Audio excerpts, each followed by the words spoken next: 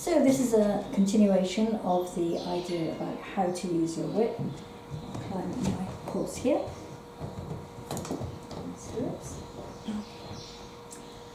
So we talked about having the whip with the rein. So you have to hold it in a reasonable grip so it doesn't fly around.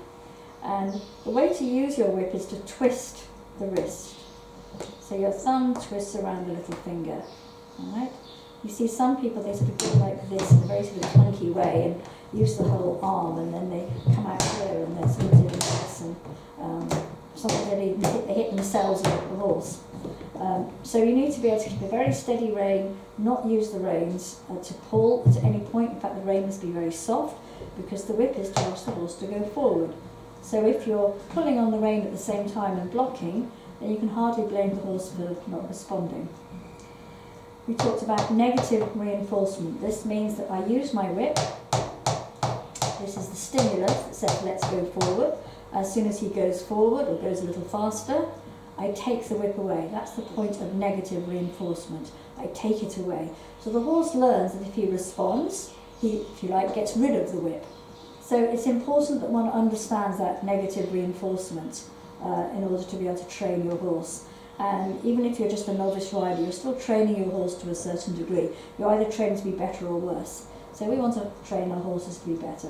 So it's important that when you put the leg on, he doesn't respond, you back it up with the whip, he responds, you can say good boy. That's a little bit of positive reinforcement. You say good boy and you praise him for going forward. Horses very quickly will learn to go forward from a light aid by doing that. The next thing is if we get the horse moving. So it's a cantering simulator. So again, you should be able to keep the whip here absolutely still, so it doesn't sort of move around as you're cantering and just rocking it backwards and forwards. You just leave it there behind your leg and it stays absolutely quiet. And if you need to use it, sort of tap tap. Again, this horse is set up so if I pull on the reins, he's going to slow down. So if I go to pull, he's just going to stop because I've pulled at the same time as using the whip. So he's very well trained. He won't go if you use the rein and the whip at the same time. So we'll send him on again. So as I say, being able to use the whip with sensitivity and dexterity is really, really important. So when I put my leg on, he doesn't go faster, and I go, okay, let's go, a little bit more, come on, I need it. And he should go from that. Incidentally, it's some people use the whip a little bit cautiously, so they'll sort of use it, but there's no intention behind it. Now, horses read your intention, they read your thoughts extremely well.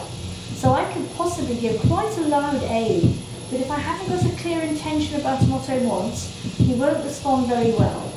So, for example, I go, come on, I really want to go over this jump, because I'm really frightened, I don't want to go over the jump. He will read that, I don't want to go over the jump, probably stronger than the whip aid that says go. So it's very important that if you say to use the whip, even if you use it quite loudly, you need to be able to deal with the consequences. So if you ask him politely, he doesn't quite respond, and you then ramp it up a little bit with a bit of determination, and you say, come on, I really do mean go faster, and he then gallops off, you have to say to him, good boy, but now slow down. You have to allow him to go. If he goes off at great speed, all he's doing is giving you a really good response. So you have to say, good boy, but maybe not so fast. Don't go, oh my God, he's galloping off, I have to stop him. And you can see what this horse does, he immediately stops again. So you cannot give conflicting aids. Whip says go, the rein means stop, do not use them at the same time. Remember, one aid, one answer, only use one aid at a time. Give an aid, get a response, stop giving an aid. All these old things that we've talked about many, many times. The other thing is being able to use the whip evenly in both hands, being able to change your whip, and keeping exactly the same contact as you do that. So you're not sort of like fumbling around and trying to get the whip organised. You should be able to just, the reins go into your whip hand, push the whip down, twist, take the whip with the other hand, and bring it down.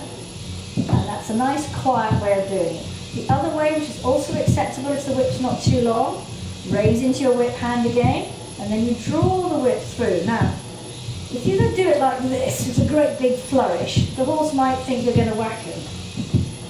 So you want to do it quite slowly. So if you're going to do that, just pull the whip through quietly and get to the point where you're not going to take your hand out too wide.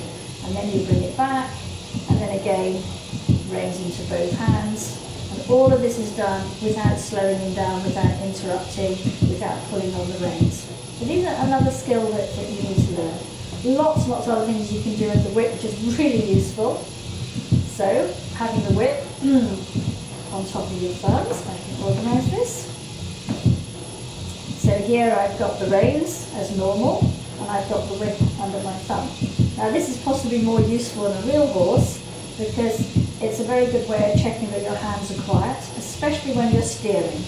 So when you're steering the horse, there should be no feeling that you're twisting the whip like this, twisting your shoulders. You can keep that whip level and just say, let's go here, let's go there. Just a little bit of a weight aid that's asking to move, rather than a twist. If you want to flex him, then a little twist comes in. This horse doesn't bend very well. So you can ask for the flexion, and then the same thing. I have a flexion left now. I've organised my reins a little bit for this. And I can still steer left and right without changing the flexion. If I couldn't do that, I couldn't do counter-counter. Counter left, steer right. I can do that with that slight left flexion, and vice versa.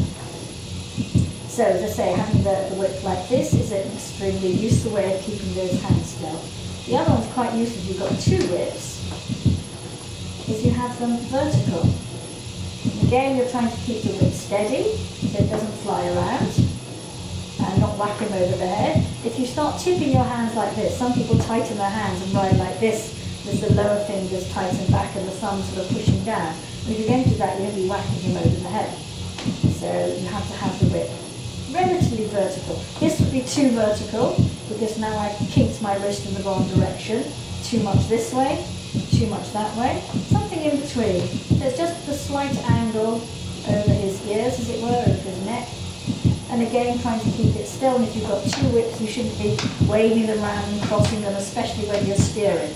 So try and keep them nice and parallel and nice and quiet. So I say, lots of things you can do with the whip which are going to be very useful to your riding. And this is not interfering with the horse at all. So now I'm going to slow him down. He's a very obedient horse. He slows down from just a little bit of resistance. And obviously give him a little pat. Very good, Blackberry.